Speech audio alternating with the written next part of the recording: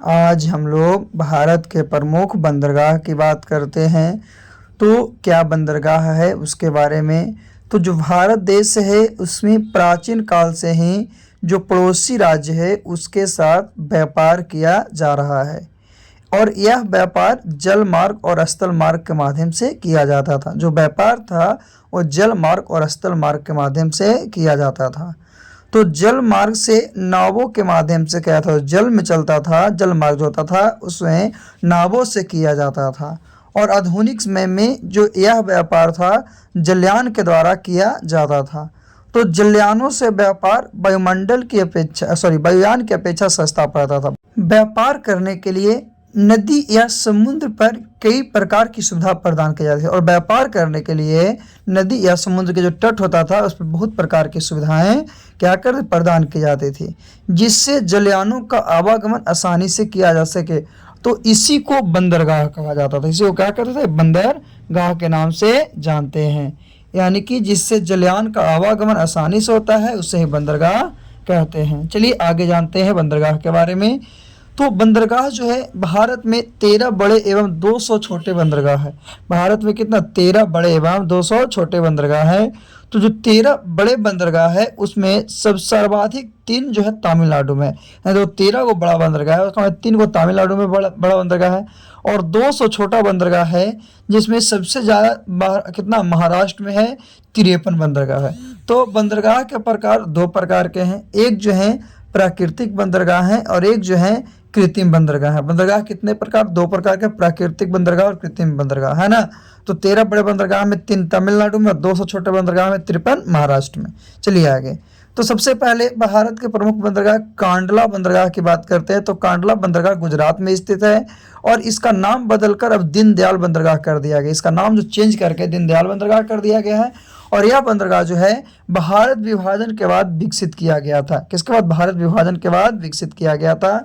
और स्वतंत्रता से पूर्व पश्चिमी देश से व्यापार करने के लिए, पश्चिमी जो देश था उससे व्यापार करने के लिए कराची बंदरगाह का प्रयोग किया जाता था। किसका, कराची बंदरगाह का प्रयोग किया जाता था। तो स्वतंत्रता के बाद उसके विकल्प में कांडला बंदरगाह विकसित किया गया। यानी कि स्वतंत्रता से पूर्व, स्वतंत्रता से पहले कराची बंदरगाह का प्रयोग करते थे, लेकिन स्वतंत्रता के बाद कांडला बंदरगाह का क्या किया गया था।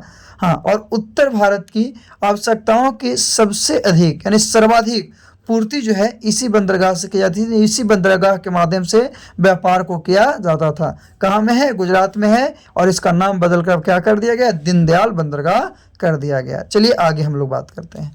तो मुंबई बंदरगाह की बात करते हैं। मुंबई बंदरगाह क्या है ना, मुंबई बंदरगाह के बारे में चलिए देखते हैं।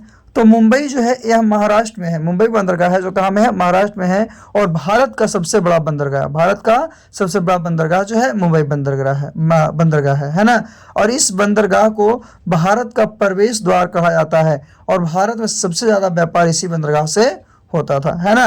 तो मुंबई बंदरगाह के बाद है नहावा सेवा बंदरगाह। तो नहावा सेवा बंदरगाह है वो भी महाराष्ट्र में है ना। और यह कृत्रिम बंदरगाह है। कृत्रिम कहने का मतलब क्या है, आदमी के द्वारा बनाया गया, है ना।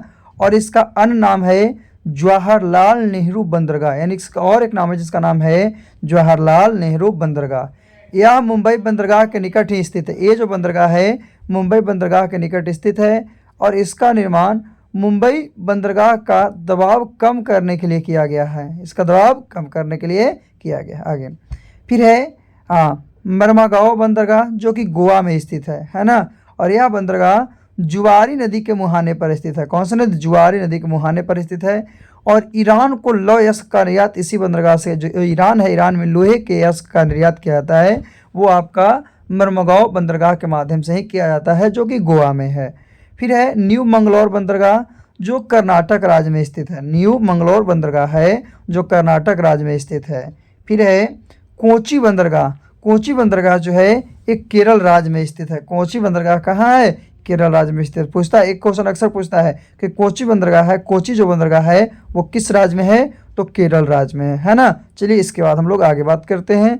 तो कोलकाता हल्दिया बंदरगाह, जो कोलकाता हल्दिया बंदरगाह है वो पश्चिमी बंगाल राज्य में स्थित है। कौन से, पश्चिमी बंगाल राज्य में स्थित है। और यह बंदरगाह हुगली नदी के तट पर है। कौन सी नदी, हुगली नदी के तट पर कौन है, कोलकाता हल्दिया बंदरगाह। तो हल्दिया बंदरगाह समुद्र तट पर स्थित है और हल्दिया बंदरगाह जो है कोलकाता का सहायक बंदरगाह है। किसका? कोलकाता का सहायक बंदरगाह है। कौन? तो कोलकाता हल्दिया बंदरगाह, इसीलिए इसका नाम दिया गया है। और इस कौन सी नदी पर है? हुगली नदी पे है। फिर है पारादीप बंदरगाह, तो यह उड़ीसा राज्य में स्थित है। जो पारादीप बंदरगाह है कौन से राज्य में है? उड़ीसा राज्य में है। झारखंड और उड़ीसा राज्य का लौह अयस्क यहीं से जापान को निर्यात करता है। और जो पारादीप बंदरगाह है उसी के माध्यम से झारखंड जो है उड़ीसा को क्या करता है? लौह अयस्क का निर्यात करता है ना। चलिए इसके आगे हम लोग बात करते हैं विशाखापट्टनम बंदरगाह। तो यह विशाखापट्टनम बंदरगाह जो है आंध्र प्रदेश राज्य में है और यह भारत का सबसे गहरा बंदरगाह, सबसे गहरा बंदरगाह है। कौन सा?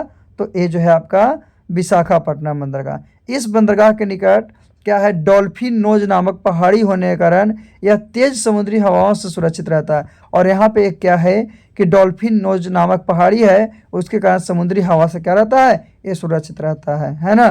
फिर तमिलनाडु में 3 बंदरगाह, एक है इन्नौर बंदरगाह, दूसरा है चेन्नई बंदरगाह, तीसरा है तुतीकोरन बंदरगाह। टेरोन बंदरगाह है जो कृत्रिम बंदरगाह है, यह चेन्नई बंदरगाह के सहायक बंदरगाह है। फिर चेन्नई बंदरगाह क्या है? तो यह भारत का सबसे पुराना कृत्रिम बंदरगाह है। पूछा भारत का सबसे पुराना कृत्रिम बंदरगाह कौन है? तो चेन्नई बंदरगाह। फिर है तुतीकोरम बंदरगाह, तो इसे दिवनगार बंदरगाह भी कहते हैं और यह मन्नार की खाड़ी में स्थित है। कहाँ है?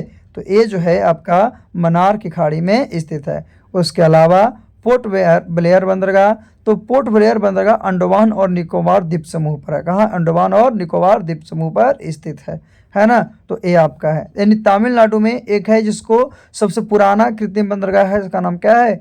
चेन्नई बंदरगाह। क्या नाम है उसका? चेन्नई बंदरगाह, जो कि सबसे पुराना बंदरगाह है। फिर विशाखापट्टनम के बारे में बताया गया कि विशाखापट्टनम जो है आपका सबसे गहरा है, भारत का सबसे गहरा बंदरगाह है और यह बंदरगाह के निकट डॉल्फिन नोज है। चलिए आगे।